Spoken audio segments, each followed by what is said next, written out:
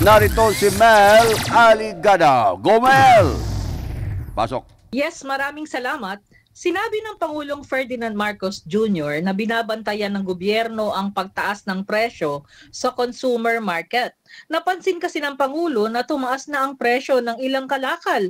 Yun lamang binabantayan natin ngayon, yung price gouging. Dahil ang dami ko nang nakikita na nagtataas ng presyo. Hindi naman tumaas ang presyo ng langis. So yun ang babantayan natin ng Pangulo at nang tanungin kung magpapatuloy ang subsidiya sa mga drivers at iba pang sektor, tinuran ng Pangulo na kapag ang presyo ay hindi nagbago, ito ay magiging business as usual.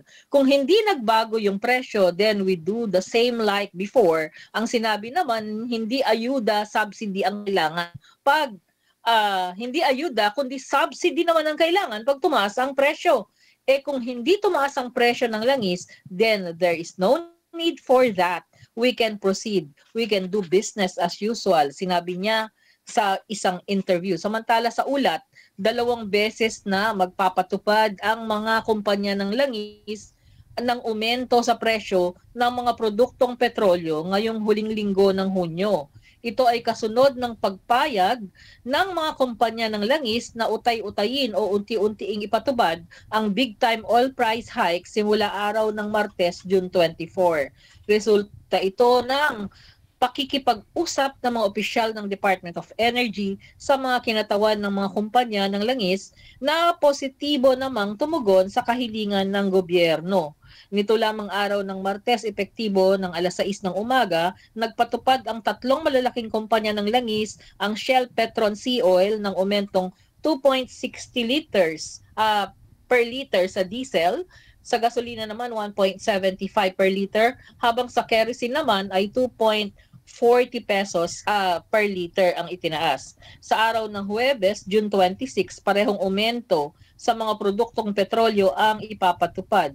Ang iba namang kumpanya ng langis, Caltex, ngayong Martes, nagpatupad ng aumento na 3.45 liters sa diesel at 2.25 liters sa gasolina at 3.20 liters sa kerosene.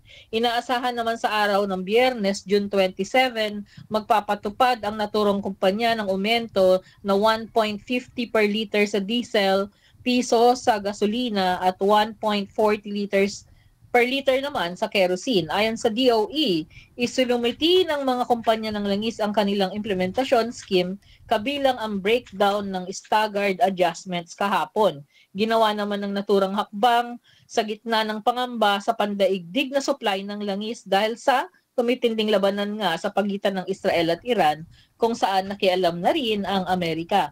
Inihahanda na rin ng pamahalaan ang fuel subsidy para sa mga maapektuhang operators at drivers ng mga pampublikong transportasyon dahil sa inaasahang pagsipa ng presyo ng langis sa pandaigdigang merkado bunsod ng conflict sa Middle East. At yan ang report. Ito po si Mel Aligada reporting para sa Media House Express, ang kauna-unahang internet TV radyo sa bansa. Back to you. MH, balita ng bansa.